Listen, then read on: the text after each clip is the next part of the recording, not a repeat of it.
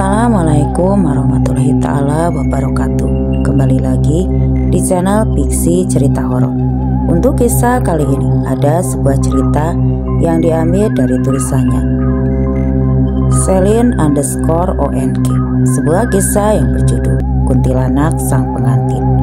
Dan untuk seperti apa ceritanya, mari kita masuk ke ceritanya. "Leman, keluar kau. Kami tahu dia ada di dalam." Suara Teku Umumdin menggema di bawah guyuran hujan. Tiga lelaki lain berdiri di belakangnya, menggenggam tasbih, kitab kecil, dan seikat daun kelor. Angin mendesis menusuk di sela-sela baju mereka yang basah kuyup. Petir menyambar di langit.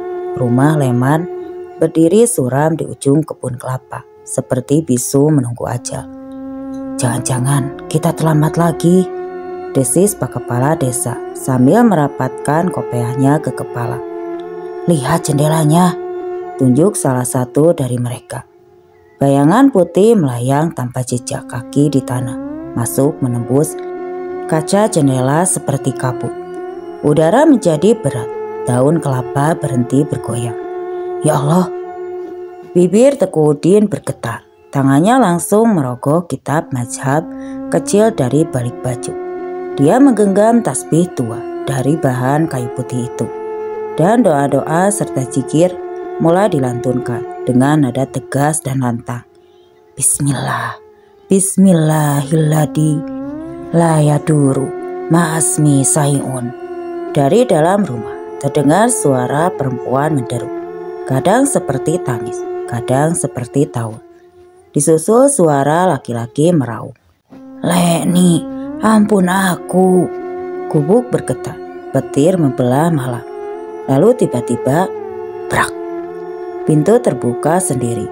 Angin mencambuk wajah mereka, membawa aroma amis dan bunga melati yang membusuk. Sosok putih itu muncul. Rambut panjang menjuntai sampai tanah, wajahnya menunduk. Gaun pengantin compang-camping menempel ketat pada tubuhnya yang pucat dan kurus. Darah menetes dari antara pahanya. Itu Leni," bisik Tengkudin gemetar. Itu bukan Leni, itu jin laknat," bentak Pak Kades sambil mengangkat tangan. Doa kembali menggema. Sosok putih itu menjerit, menampakkan gigi-giginya yang hitam berlumuran darah. Dalam sekejap, tubuhnya melesat ke udara dan menghilang di samar petir. Rumah Leman hening. Dengan hati-hati mereka masuk. Di dalam rumah Leman terbaring telanjang. Tubuhnya dingin, kulitnya pucat seperti kertas.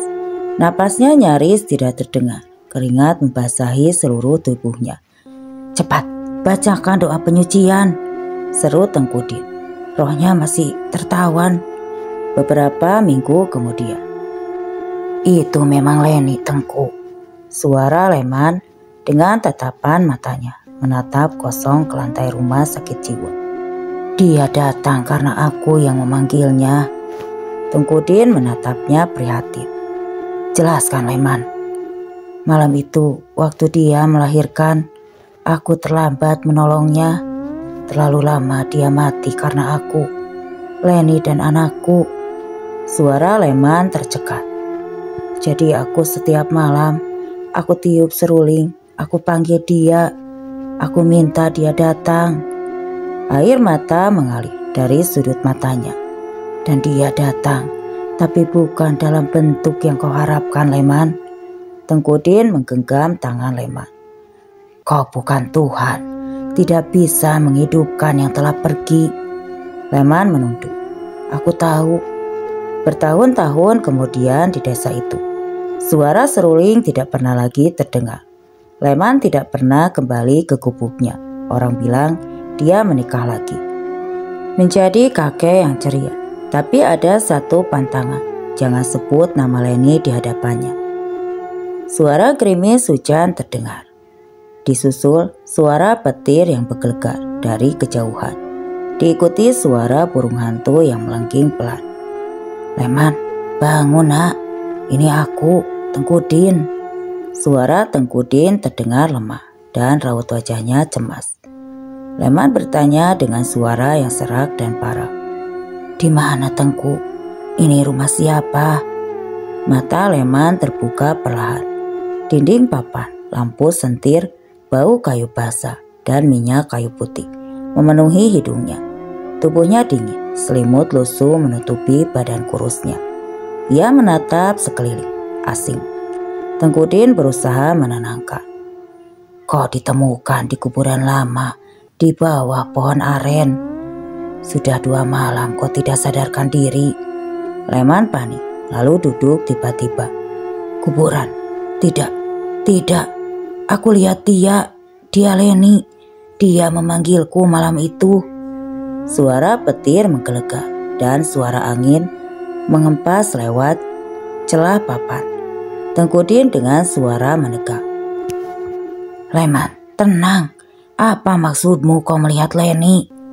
Nama itu, ya, Leni, seolah bergetar di udara. Tengku Din menatap Leman dengan mata tua yang penuh pengalaman, tapi tidak bisa menyembunyikan getar takutnya. Leman menunduk, kedua tangannya bergetar. "Aku rasa dia belum pergi, Tengku. Malam itu aku mendengar dia menangis." Leman berkata lirih. Terdengar suara angin melintasi ladang, lalu tiba-tiba sunyi. Semua itu berawal dari kenangan lama, dari tahun-tahun yang telah ditelan zaman. Mari kita kembali ke masa lalu. Pedesaan Aceh tahun 1975. Suara kicau burung, suara kerbau di sawah, cahaya pagi. Pagi di dusun desa kecil yang terasa hidup, kabut tipis mengambang di atas pematang. Di antara rerumputan tampak Leman muda tertawa lepas sambil mengejar bayangan perempuan mungil berselendangkan merah. Saat itu Leman berteriak, "Leni, tunggu, jangan lari terus." Leni tersenyum sambil tertawa cekikikan dengan tatapan menggoda Leman. "Kalau kau mau nikah sama aku, kau harus bisa kejar aku dulu." Terdengar suara wanita tertawa manja dan kaki berlari di tanah. Hari itu mereka tidak peduli pada waktu. Di mata mereka hanya ada tawa dan cinta. Di desa kecil itu, Leman dan Leni menikah seminggu setelah panen raya. Pernikahan sederhana namun penuh berkah. Para warga pun bersukaria membantu persiapan pernikahan Leni dan Leman. Mereka menyapa dengan suara ramah dan berpesan dengan senyuman yang manja. "Barokah loh Lem, gadis baik, jagalah dia." Beberapa bulan kemudian, suara malam nih diikuti suara kodok yang saling bersautan. Waktu berjalan cepat.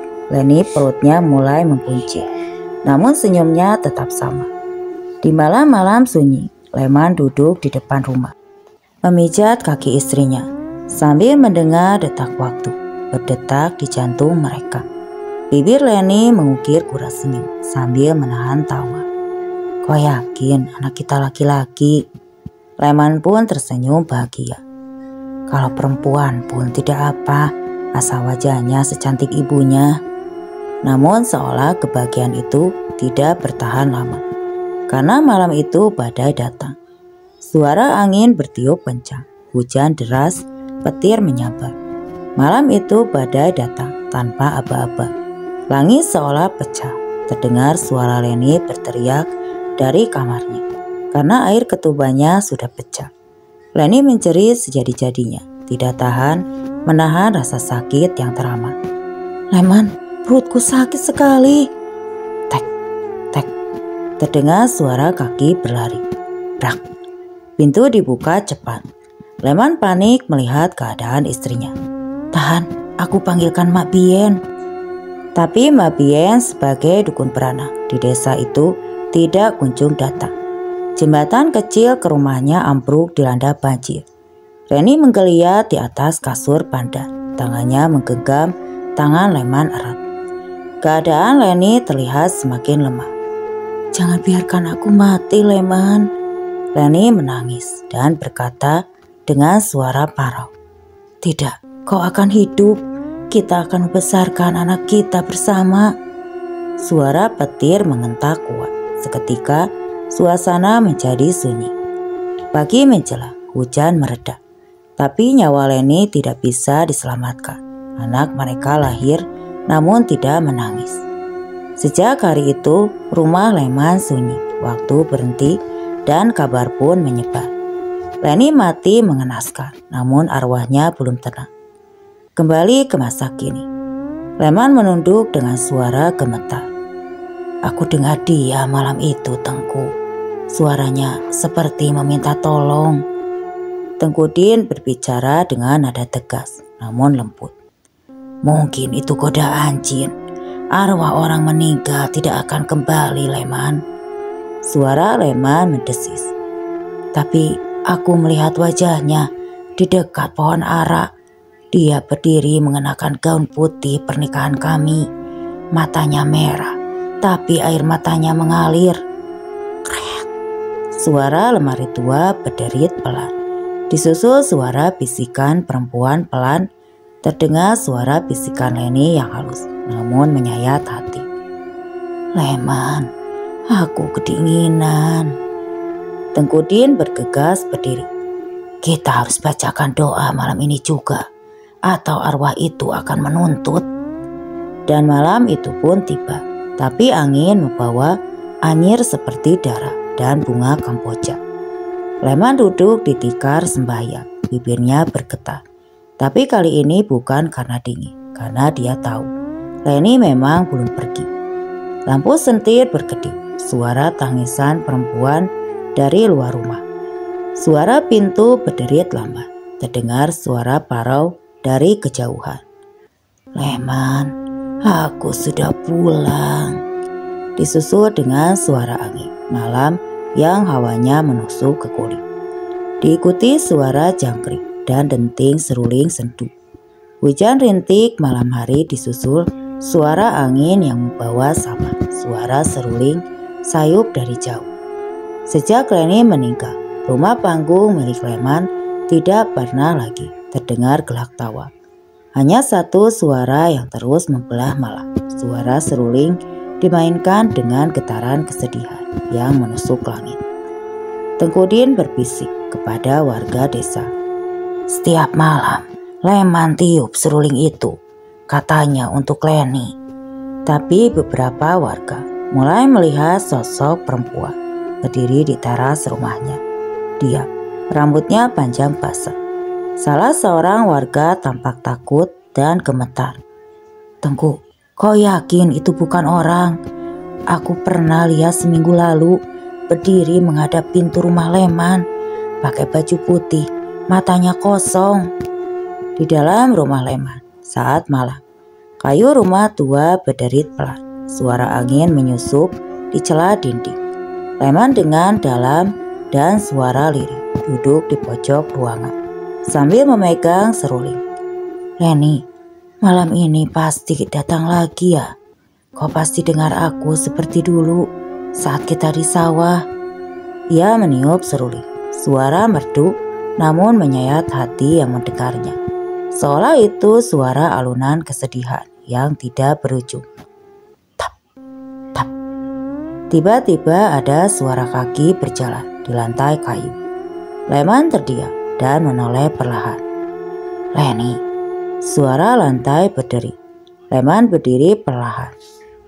Dia berjalan menghampiri pintu dan di malam ke-40 sejak kematian Leni, Leman bersumpah ia tidak hanya mendengar, tapi juga melihat sosok itu berdiri di ujung tangga.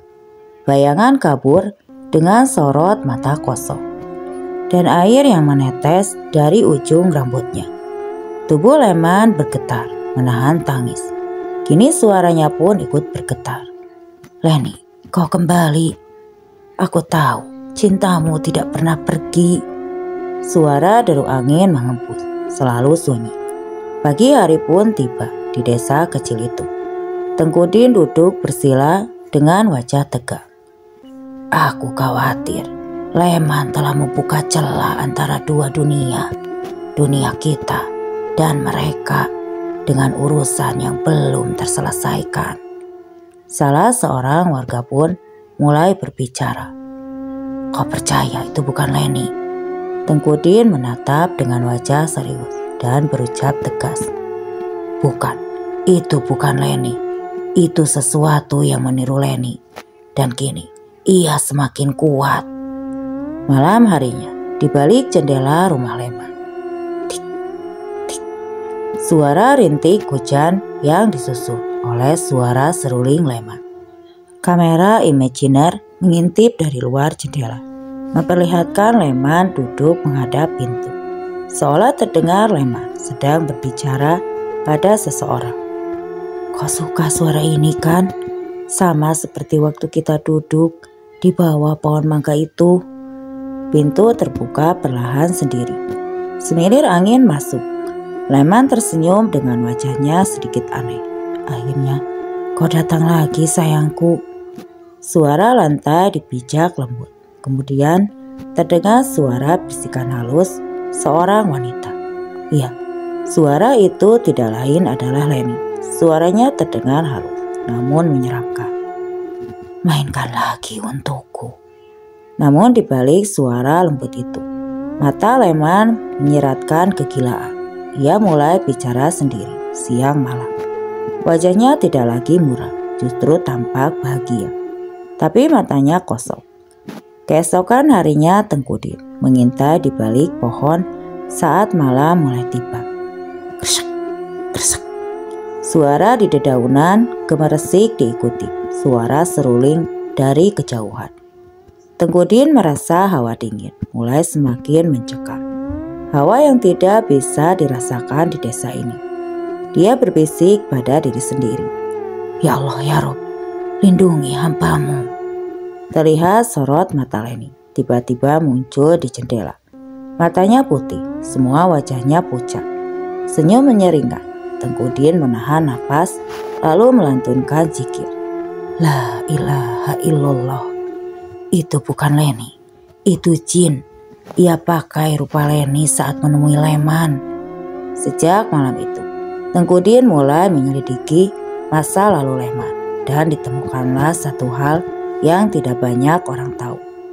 Di dusun sebuah desa kecil itu pada tahun 70-an, alam pedesaan sangat asri, ayam berkokok. Suara riang pasangan muda, Leni dengan senyum manisnya lalu tertawa manja.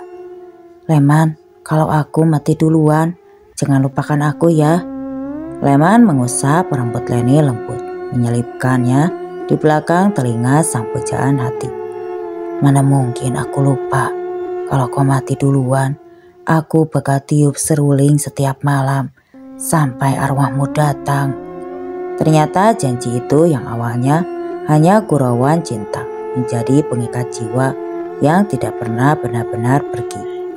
Langit malam dipenuhi hujan, kembali ke masa kini. Suara hujan deras disusul oleh petir yang menyambar. Namun terdengar sayup-sayup suara tangis perempuan, jauh terdengar tertawa kecil yang menyeramkan dari Leman. Kita akan bersama selamanya ya, Leni. Jawaban yang terdengar dari ucapan Leni dengan suara yang semakin tidak manusiawi. Selamanya. Iya, selamanya. Suara air menetes deras seperti genangan darah. Lampu berkedip. Brak. Pintu rumah terbuka lebar. Sosok Leni masuk. Kini wujudnya berubah. Wajahnya penuh lumut. Mata kosong putih, mulut menganga. Seolah masih ada yang ingin dikatakan. Tengku Din berdiri tegak. Dengan tegas, ia tidak ingin kejadian di depan matanya ini. Begitu saja, aku harus menghentikannya. Jika tidak, Leman tidak akan jadi satu-satunya korban. Tapi desa ini juga tidak akan pernah tentram. Salah seorang warga dengan raut wajah heran dan ketakutan. Apa maksudmu, Tengku? Tengku Din menatap serius wajah lawan bicaranya. Leman telah memanggil makhluk dari alam lain. Ia bukan lagi manusia biasa. Kita harus bersiap. Kini di malam 49, malam ini adalah pamungkas. Tengku Din dan beberapa warga bersiap melafalkan ayat-ayat ruqyah dan 2 orang saksi yang melihat kejadian di luar nalar itu. Mereka bersembunyi di belakang rumah Leman di puncak malam ritual. Leman duduk lalu memainkan seruling. Suara seruling diputar berulang, terdengar semakin cepat. Angin ribut masuk rumah, lampu padam. Terdengar Tengkudin berteriak kuat dari luar. "Leman, berhenti! Itu bukan istrimu!" Leman berteriak balik, matanya merah. Wajahnya penuh luka cakaran. "Kau dengki, kau tidak tahu rasanya rindu, ha? Ini bukan milikmu." Suara jeritan wanita menggelegar. Di rumah gubuk Leman, suara ranting-ranting kayu dipatahkan, lampu melebarkan cahaya. Apa yang muncul malam itu tidak bisa diucapkan dengan bahasa manusia. Makhluk berwujud perempuan dengan perut robek menganga merangkak di dinding dan memanggil Leman dengan suara tangis bayi dan bisikan kasih sayang yang menyeramkan. Tengkudin membaca dengan suara keras dan lantang. "Bismillahirrohmanirrohim. Kembali ke tempatmu." Suara raungan, suara seruling patah dan akhirnya sunyi. Malam berlalu, berganti pagi hari. Di depan rumah Leman, suara burung berkicau pelan. Sinar matahari masuk. Seorang warga yang melintas melihat Leman. Leman duduk di beranda, memeluk seruling yang patah. Matanya kosong, bibirnya hanya berbisik satu nama dengan suara lirih. "Leni, Leni." Langit malam pun terbentang. Suara angin malam menderu. Dedaunan berbisik, namun jangkrik terdiam. Bunyi kentongan kayu dipukul 3 kali. Tok, tok, tok. Kepala desa berbisik tegas. "Malam ini kita harus usir makhluk itu. Kalau tidak, Leman bisa mati." Tengkudin berkata dengan suara parau dan dalam. "Jin itu bukan jin biasa. Ia menumpang pada luka hati.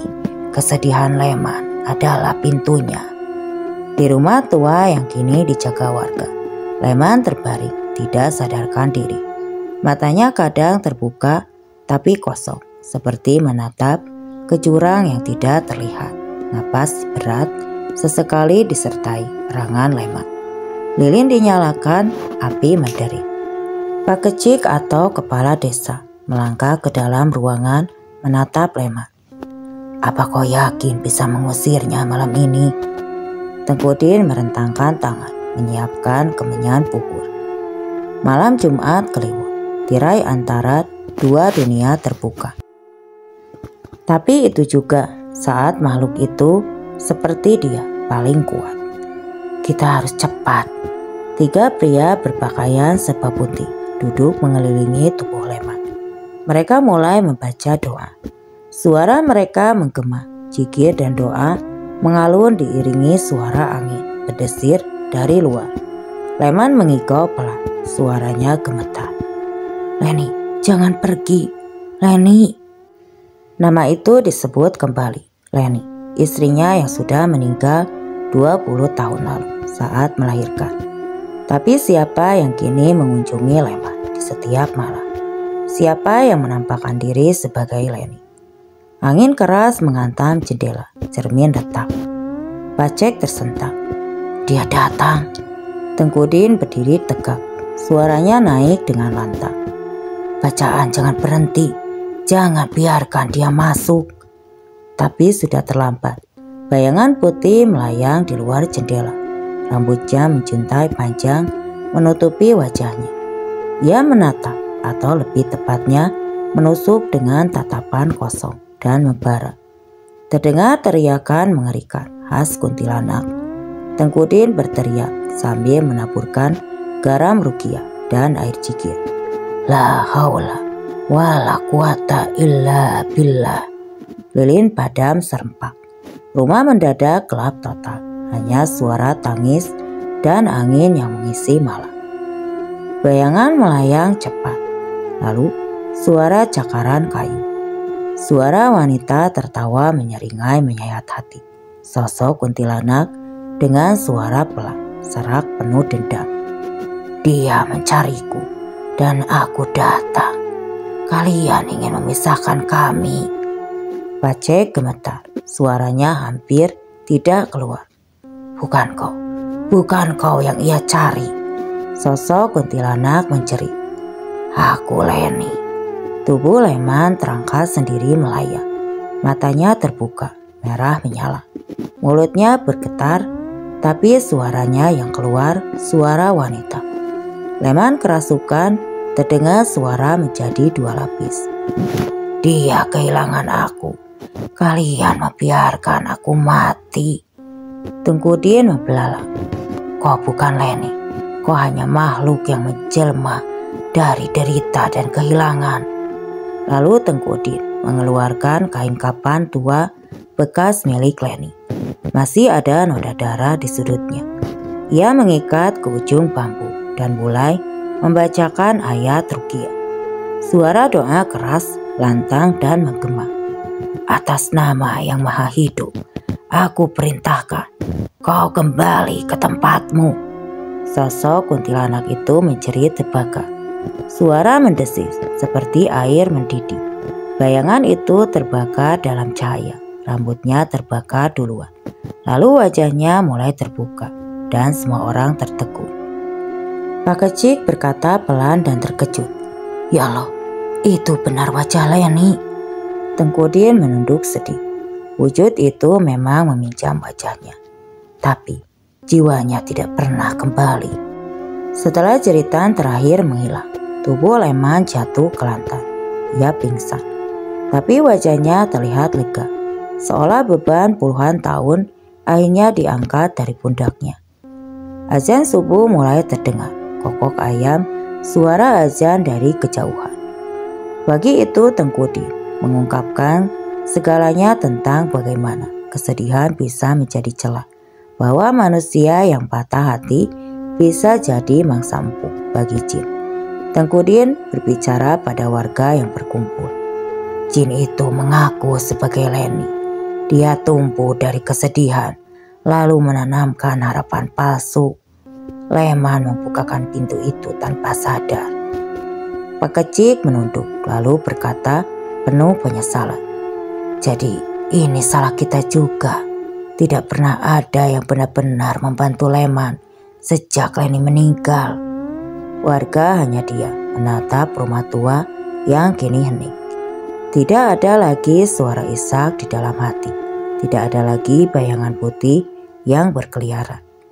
Daun-daun berguguran, angin bertiup pelan. Tapi luka itu belum benar-benar sembuh. Leman masih lemah, tapi ia mulai bicara untuk pertama kali sejak bertahun-tahun lalu. Leman dengan suara pelan dan raut wajah penuh tangis dan penyesalan. Aku minta maaf, Leni. Tengku Din menepuk bahu Leman.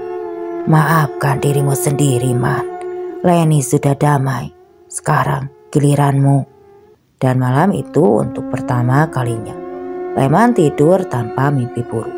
Mereka pikir semua telah selesai, bahwa kegelapan dikunci kembali ke tempatnya. Tapi malam itu, pintu kembali terbuka. Gemericik suara hujan, rintik di atap seng mulai terdengar.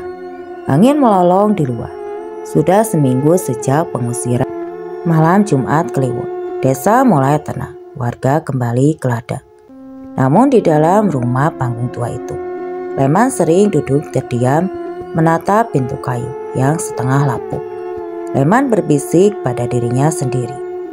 Aku dengar suaramu tadi malam, Leni. Kau memanggilku lagi kan? Getar genting terdengar suara langkah kaki pelan di papan kayu.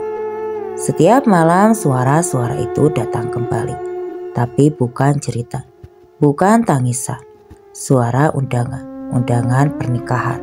Suara kertas dibuka perlahan. Suara tinta digores lalu diikuti suara lembut wanita membaca surat. Untuk suamiku tercinta, datanglah ke pernikahan kita malam ini. Aku menunggumu di tempat pertama kali kita bersumpah. menjadi sepasang pengantin. Surat itu muncul di atas meja tanpa ada yang meletakkannya. Ditulis dengan tinta merah semerah darah. Leman mengikutinya. Malam itu ia keluar diam-diam tanpa sepengetahuan warga. Hujan turun dengan deras, diikuti suara petir yang menyambar dan suara dedaunan yang tertiup angin. Ia menuju bukit kecil di pinggir desa. Di sana ada pondok tua, tempat dulu ia dan Leni bersumpah setia di bawah bulan purnama. Leman berteriak dalam hujan, "Leni, aku di sini, aku datang." Gaung suara Leman hilang ditelan angin. Lalu tiba-tiba suara lonceng pernikahan berdenting lembut, diikuti suara musik tradisional Aceh. Pelan-pelan muncul di latar, tapi jadi perlahan terdistorsi dan menyeramkan. Pondok itu berubah. Lampu minyak menyala sendiri. Hiasan janur kuning terikat di sudut atap. Leman masuk dan di sana ia melihat sesuatu yang membuat napasnya terhenti. Sayup terdengar suara langkah kaki pelan di lantai kayu. Leman berbicara dengan suara tercekat. "Leni, kau benar-benar kembali." Di ujung ruangan tampak berdiri sosok wanita mengenakan baju pengantin Aceh. Wajahnya cantik, senyum lembut, tapi matanya kosong, tidak berkedip. Leni dengan suara datar dan berat. "Kau sudah datang, Leman. Kita bisa bersama selamanya." Leman melangkah pelan, suaranya bergetar. "Aku rindu kamu dan aku siap untuk ikut." Suara musik berhenti, angin berhenti. Semuanya sunyi, lalu terdengar suara berat dari belakang. Suara itu adalah suara Tengku Din dan berteriak keras, "Leman, jangan langkahi ambang itu." Dar, suara petir menyambar. Brak, Leman tersentak, matanya terbuka lebar. Ia melihat sekeliling, janur berubah menjadi tali pocong. Lampu minyak berubah menjadi tengkorak menyala. Wajah Leni terlihat busuk, perlahan di depan matanya.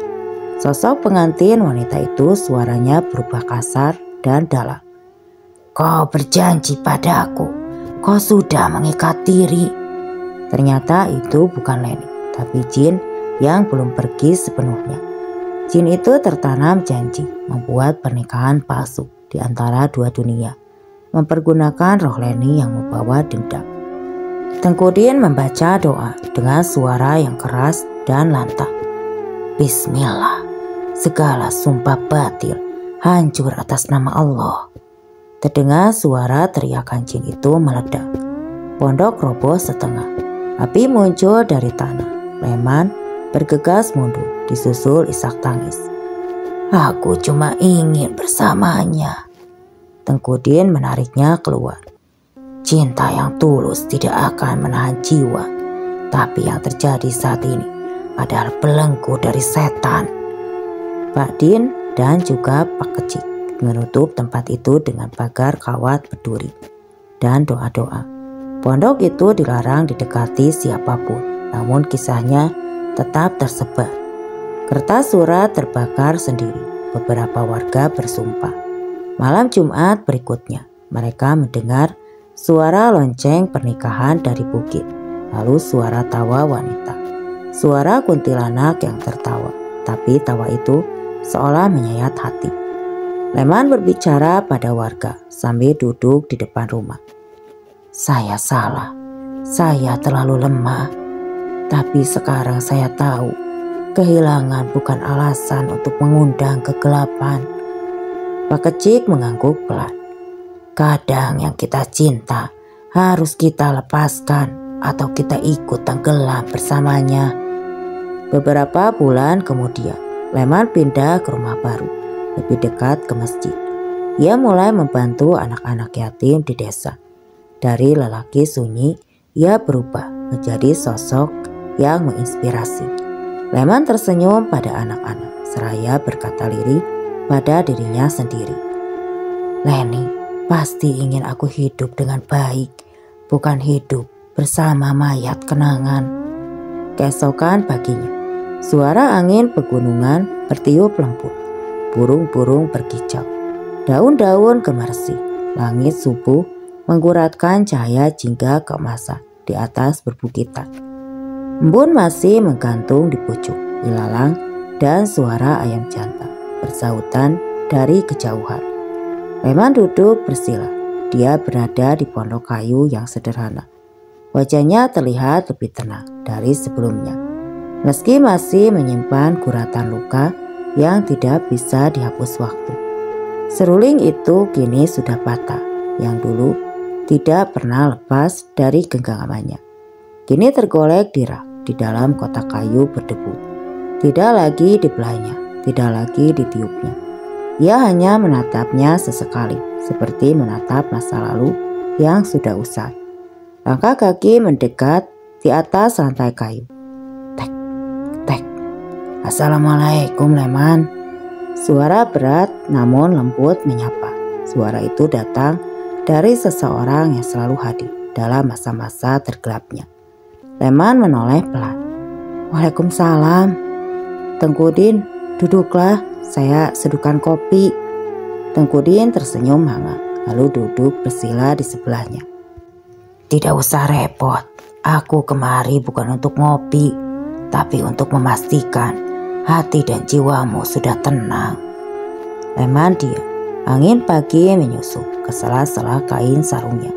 Ia menarik napas dalam, suara daun berkibar ditiup angin.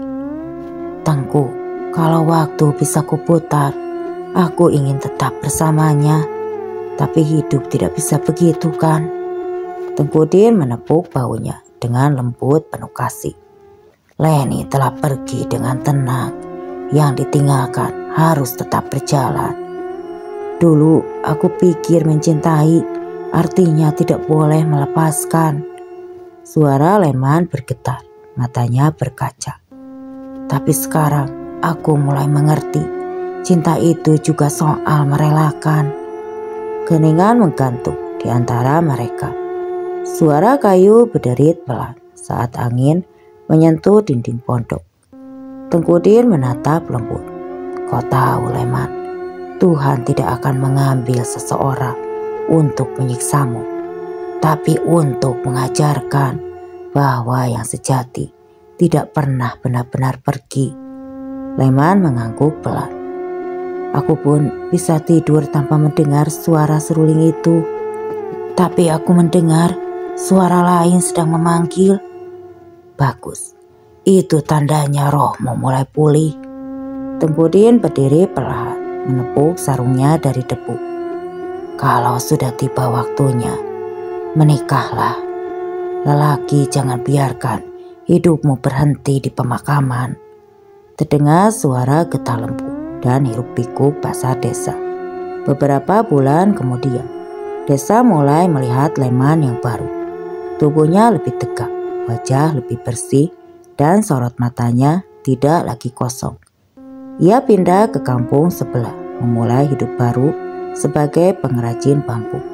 Suatu hari seorang janda muda bernama Sari yang juga kehilangan suaminya dalam kecelakaan laut datang memesan anyaman bambu. Mata mereka bertemu. Tidak ada kata-kata, hanya getar halus di udara. Seminggu kemudian, Leman datang ke rumah Tengkudin. Tengku, saya ingin menikah, bukan untuk melupakan, tapi untuk kembali hidup. Tengkudin tersenyum penuh berkah. Itulah yang membuatku bangga padamu, Leman. Suara alat musik tradisional dan tamu bersorak.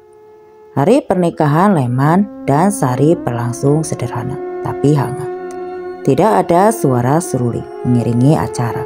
Hanya doa-doa bergema di langit senja, dan seruling itu tetap tergeletak di rak kayu rumah lama. Tidak pernah lagi dimainkan karena sudah retak. Namun Leman masih menyimpannya sebagai kenangan. Suara hujan rintik perlahan, malam yang tenang. Leman duduk di depan tengku api, menggendong bayi perempuan mungilnya. Sari tersenyum dari sudut dapur sambil menumpuk jaban. "Namanya siapa, Bang?" tanya Sari pelan. Leman menatap mata anaknya, lalu menjawab, "Lena." Sari terdiam, mirip Leni. Leman mengangguk, senyumnya getir menyusup di bibirnya. "Iya, tapi ini Lena, bukan Leni. Ini masa depan, bukan masa lalu." Sari menggenggam tangan suaminya hangat. Nyata, suara api membara dan pelan-pelan menghilang. Bukan untuk melupakan, tapi untuk menghormati. Bukan untuk mengganti, tapi untuk melanjutkan. Karena yang hidup harus terus berjalan. Namun rupanya keluarga baru Leman tidak setentram itu. Bayang-bayang Leni masih menyelimuti. Bayi mereka yang berusia 8 bulan itu sering menangis dan tertawa tiba-tiba saat sedang ditinggal sendirian oleh Sari. Seperti ada yang salah satu dan seolah ada yang janggal dan tertinggal. Di suatu hari saat Sari dan bayinya pulang ke rumah ibunya demi ketentraman bayi mereka, Leman sendirian di rumah. Leman terbangun dari tidurnya. Kotak seruling di rak kayu tiba-tiba terjatuh, seolah ada yang menggesernya. Leman membuka kotak itu, yang tampak di pandangan seruling itu kembali utuh. Tiba-tiba ada dorongan kuat untuk kembali meniupnya. Seolah terhipnotis oleh sesuatu, Leman kembali memainkan seruling itu. Suara seruling samar terdengar dari kejauhan. Alunannya lembut seperti angin, kemudian menghilang. 2 orang warga yang sedang melintas dekat rumah Leman. Mereka mendengar suara seruling itu kembali. Mereka berdua saling pandang. "Kau dengar itu?" "Iya, aku dengar. Mari kita laporkan kepada Kecik dan Tengku." Mereka bergegas melaporkan hal itu. Singkat cerita, Tengkudin dan Kecik dan beberapa warga kembali ke rumah Leman. Mereka menggedor rumah Leman, tapi tidak kunjung dibuka. Suara seruling masih terdengar, tidak ada pilihan. Mereka pun mendobrak pintu rumah Leman. Mereka terkejut melihat Leman meniup seruling dengan tatapan kosong.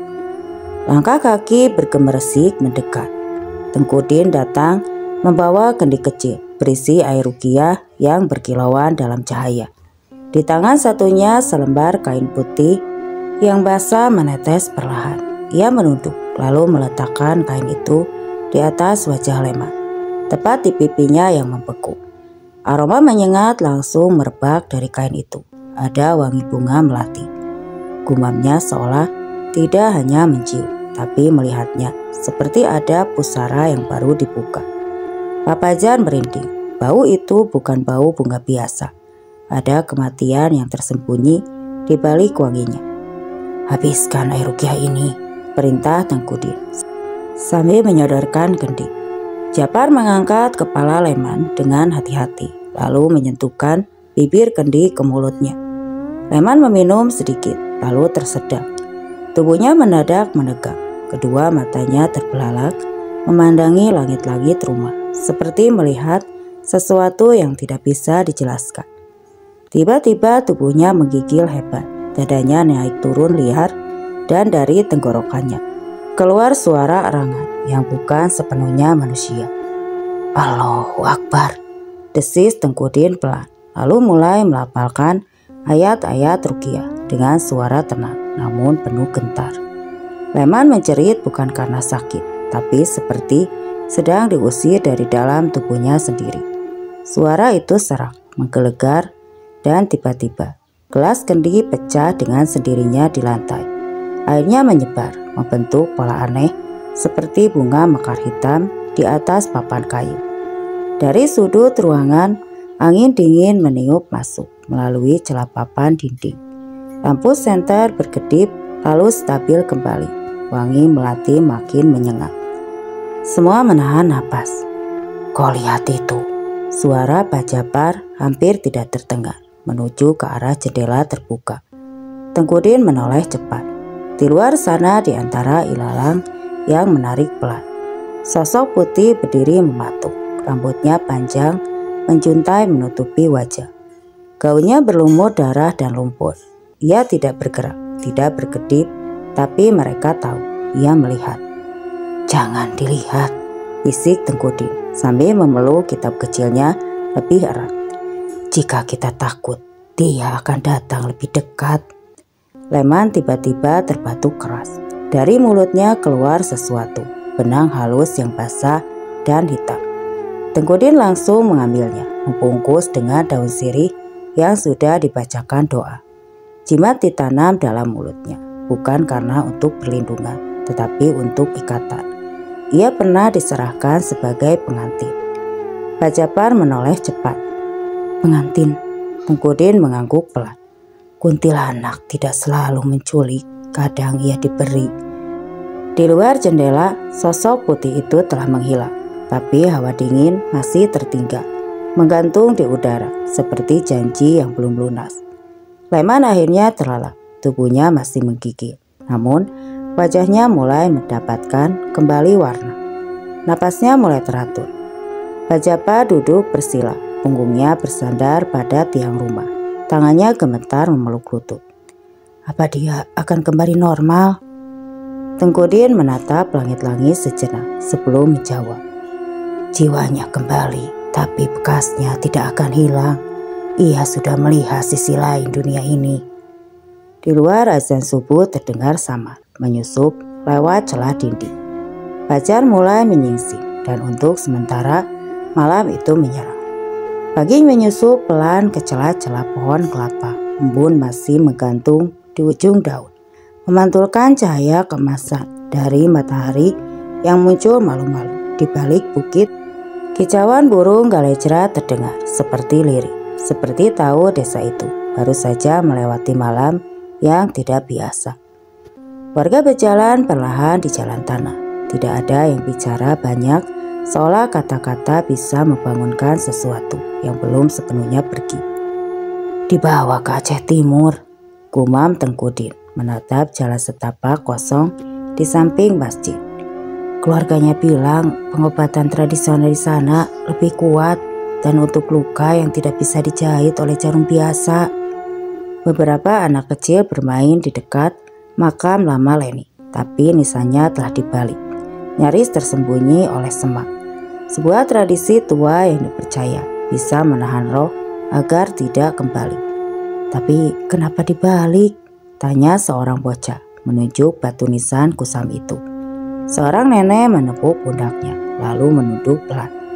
"Supaya dia tidak bisa pulang. Supaya suaranya tidak lagi mengajak siapapun pergi." Tahun-tahun berlalu. Leman tidak lagi muda, rambutnya memutih, matanya sayu, tapi bibirnya masih gemetar. Tiap kali angin malam meniup dedaunan kelapa. Kadang ketika bulan separuh menggantung di langit, terdengar suara seruling dari arah hutan. Lirih, pilu dan memanggil. Anaknya pernah bertanya, "Ayah, suara itu dari mana?" Leman hanya menoleh, wajahnya pucat. "Dari tempat yang tidak bisa dijelaskan," jawabnya lirih, lalu menatap kebun seberang dan tidak boleh dipanggil kembali. Cerita itu terus hidup, bisikan dari mulut ke mulut. Kadang saat api unggun dinyalakan atau ketika hujan turun tanpa sebab. Tapi satu pesan selalu disampaikan sebelum cerita selesai. Jangan pernah menceritakan ini jika ada keturunan Leman atau Leni di dekatmu. Karena jika memang ada, mereka bisa mendengarnya. Dan di sela-sela sunyi malam, sosok pengantin bergaun putih bisa muncul, menatap mendekat dan mencari pemetik seruling yang dulu membangunkannya dari tidur panjang. Kisah ini berasal dari sebuah desa terpencil di Aceh Besar, tepat di mana dunia nyata dan gaib bertabrakan. Dalam malam penuh dendam, kisah ini masih hidup, tapi hanya diceritakan saat bulan terang dengan syarat tidak ada keluarga Leman atau Leni di sekitarnya. Terkadang kita sering menyalahkan diri sendiri atas hal yang tidak bisa dikendalikan. Namun tidak seharusnya mengikat kita pada masa lalu.